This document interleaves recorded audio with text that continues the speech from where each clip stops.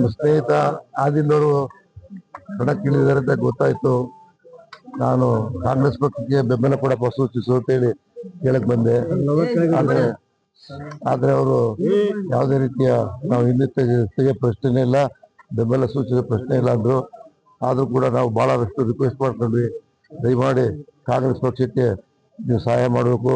ಅಲ್ಪಸಂಖ್ಯಾತರ ಪರವಾಗಿರತಕ್ಕಂಥ ಪಕ್ಷ ಕಾಂಗ್ರೆಸ್ಗೆ ಬೆಂಬಲಿಸ್ರಿ.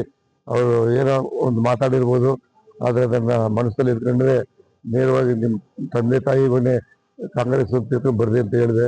ಅದಕ್ಕೆ ಅವರು ನೋಡೋಣ ಅಂತ ಹೇಳಿದ್ದಾರೆ. ಕಾದ್ ನೋಡೋಣ. ಆದ್ರೆ ಅವ್ರು ಬಂದ್ರೆ ಒಳ್ಳೇದು. ಪಕ್ಷಕ್ಕೆ ಒಂದು ಓಟು ಕೂಡ ಮುಖ್ಯ, ಒಂದು ಓಟು ಕೂಡ ನಮಗೆ ಬಹಳ ಮುಖ್ಯ. ಹಾಗಾಗಿ ಅವ್ರನ್ನ ಮದುವೆ ಮಾಡಕ್ಕೆ ಬಂದ್ವಿ. ಅವ್ರ ತಂದೆಯರು ಅವ್ರ ಸ್ನೇಹಿತರುಗಳೆಲ್ಲ ಸೇರಿ ಒಂದು ಮುಂದಿನ ದಿನಗಳಲ್ಲಿ ಹೇಳ್ತೀನಿ ನಿಮಗೆ ಅಂತ ಹೇಳಿದ್ದಾರೆ. ಒಳ್ಳೇದಾಗ್ಲಿ.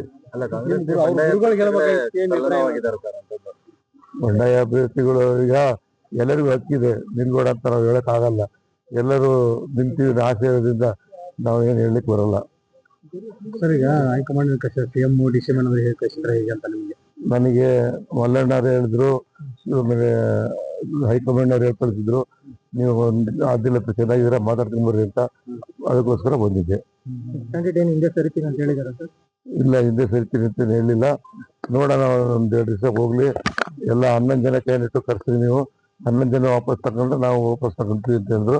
ಇವಾಗ ವಿಚಾರ ಮಲ್ಲಣ್ಣ ತಿಳಿಸ್ತೀನಿ. 11 ಜನಕ್ಕೂ ನಾಡ್ದು ಕೂರಿಸಿ ಏನೋ ಒಂದು ಇತ್ಯರ್ಥ ಮಾಡುವಂತ ಭರವಸೆ ಇದೆ. ಉಳಿದವರಿಗೆಲ್ಲ ಮಾತಾಡಿದ್ರ ಸರ್ ಫೋನ್ ಮೂಲಕ? ಇಲ್ಲ ಇಲ್ಲ ಇಲ್ಲ ಇಲ್ಲ ಇಲ್ಲ, ನನಗೆ ಅವ್ರು ಯಾವ ಅಷ್ಟು ಪರಿಚಯ ಇಲ್ಲ. ನನಗೆ ಪರಿಚಯ ಕ್ಲೋಸ್ ಫ್ರೆಂಡ್ ಅಂದ್ರೆ ಆದಿಲ್ಗೋಸ್ಕರ ನನ್ನ ಅವರ ಬಾಂಧವ್ಯಕ್ಕೋಸ್ಕರ ಬಂದಿದ್ದೀನಿ. ಸಿಎಂ ಇಬ್ರಾಹಿಂ ಅವರು ಬೆಂಬಲ ಕೊಡಬೇಕು, ಅವ್ರು ಮಾತಾಡಿದ್ರು. ಸಿಎಂ ಇಬ್ರಾಹಿಂ ನಮಗೆ ಅವ್ರಿಗೂ ಸಂಬಂಧ ಏನಿದೆ? ಅವ್ರದೇ ಬೇರೆ ಪಾರ್ಟಿ, ನಮ್ದೇ ಬೇರೆ ಪಾರ್ಟಿ.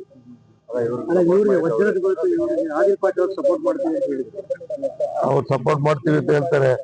ಭದ್ರಾವತಿಯಲ್ಲಿ ನನ್ನ ಮುಂದೆ ಡಿಪಾಸಿಟ್ ತಗೊಂಡಿಲ್ಲ ಅವರು. ಅಲ್ಲೇ ಅವ್ರ ಊರಿನಲ್ಲೇ ಡಿಪಾಸಿಟ್ ತಗೊಂಡಿದ್ದಾರೆ. ಇಲ್ಲಿ ಬಂದು ಯಾವ್ದಿಲ್ಗೆ ಗೆಲ್ಲಿಸ್ತಾರೆ? ನನ್ ಮುಂದೆ ಡಿಪಾಸಿಟ್ ತಗೊಂಡಿಲ್ಲ. ನಾನು ಇಂಡಿಪೆಂಡೆಂಟ್ ನಿಂತ್ಕೊಂಡೆ, ಅವ್ರ ಮತ್ತೆ ಕಾಂಗ್ರೆಸ್ ಇಂದ ನಿಂತ್ಕೊಂಡ್ರು.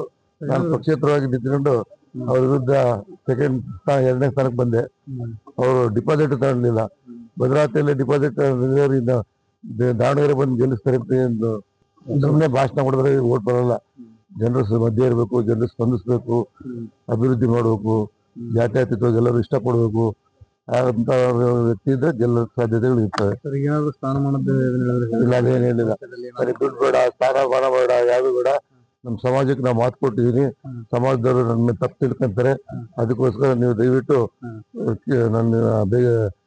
ನಾನು ಹೇಳ್ದೆ ಅಂತ ಬೇಜಾರು ಮಾಡ್ಕೋಬೇಡ್ರಿ ಅಂತ ಹೇಳಿದ್ರು. ಅದು ಒಂದ್ 2 ದಿವಸ ನೋಡೋಣ, ಕಾದ್ ನೋಡೋಣ. ಸಂದೀಪ್ ಪೈಲವಾನ್ ಮುಂಚೆ ಹೇಗೆ ಹೇಳಿದ್ರು, ಆಮೇಲೆ ಬಂದ್ರು, ಇವರು ಆ ರೀತಿ ಮಾಡ್ತಾರ ಅನ್ಕೊಂಡಿದ್ದಾರೆ ಹೇಗೆ ಅಂತ ನೀವು ನೋಡೋಣ. ಎಲ್ಲ ದೇವರಾಟ ಹಿಂಗೆ ಆಗುತ್ತೆ, ನೋಡೋಣ. ಕಾದ್ ನೋಡ್ತೀವಿ.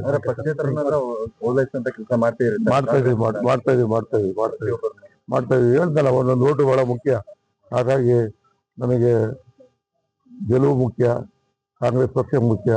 ಹಾಗಾಗಿ ಎಲ್ಲರನ್ನ ರಿಕ್ವೆಸ್ಟ್ ಮಾಡ್ಲಿಕ್ಕೆ ಬಂದಿದ್ದೀವಿ. ಇನ್ನೊಂದು ವಾರ ಇದೆ. ಎಲ್ಲದಕ್ಕೂ ಯೋಗ ಕೂಡ ಬರ್ಬೇಕಲ್ಲ. ಯೋಗ ಕೂಡಿಲ್ಲ. ಜಮೀರ್ ಅಹ್ಮದ್ ಅವ್ರು ಯಾಕೆ ಪ್ರಯತ್ನ ಮಾಡ್ತಿಲ್ಲ ಅಂತ? ಅವರು ನಾಡದಿಂದ ಬರ್ತಾರೆ, ಬಂದು ಪ್ರಚಾರಕ್ಕೆ ಬರ್ತಾರೆ. ಧನ್ಯವಾದಗಳು.